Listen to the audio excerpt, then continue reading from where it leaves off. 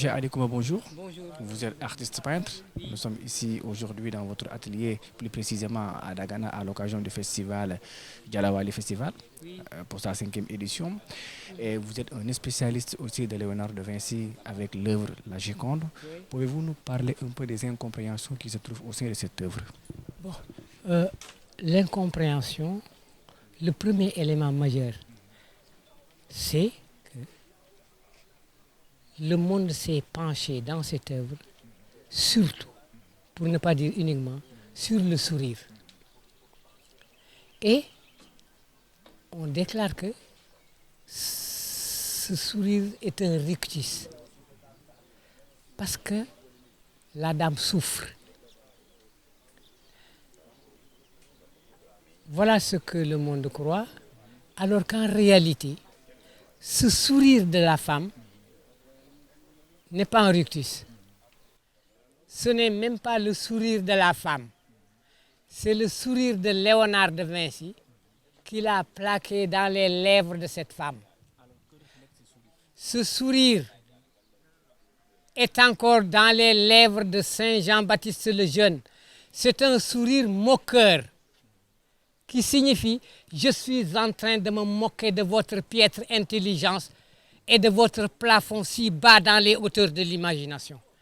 Man Léonard xeeb naa leen duma seen morom loolu le sourire bi teg c'est un sourire narquois, c'est un sourire moqueur, ce n'est pas un rictus te addina yëpp rictus la ñu jàpp. C'est pas un rictus, c'est un sourire moqueur. Il se moque du monde pour dire que je suis plus fort que vous. Ce que j'ai à dire, c'est que dans la lettre, quand je dis à l'Académie française que le décodage du mystère ne peut se faire qu'en une seule langue, le français, ça aurait intéressé normalement l'Académie. On ne peut pas décoder la Joconde, on ne peut pas décoder Mona Lisa qu'en français, pas dans une autre langue. Parce que Mona Lisa, ce n'est pas du français, ce n'est pas de l'italien, c'est du français. La Joconde, c'est du matériau lexical français que Léonard a utilisé pour tromper le monde. Bon, de toute façon, il y a une chose. Il y a une chose qui me rassure. Si je me réfère aux romantiques allemands, voilà ce qu'ils disent. Ce sentiment que quelque chose est créé, est doué de vie, c'est au-dessus du beau ou du laid. C'est l'unique critère en matière d'art. Donc en matière d'art, créer, et ça a de la valeur. Et encore, dans ce sens, vraiment, je l'ai dit dans la lettre, quand je dis que, voilà, très tôt, j'ai travaillé sans tenir compte du beau ou du laid. Mais oui, je ne me souciais pas de beau ou du laid. Je me souciais de créer.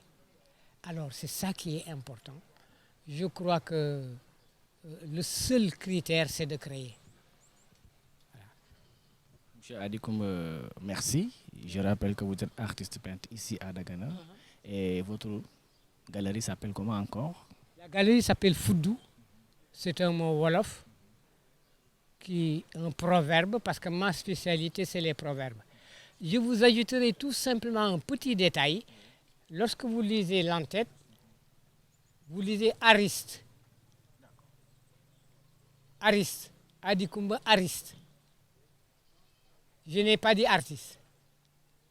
Ça, c'est pour introduire un débat.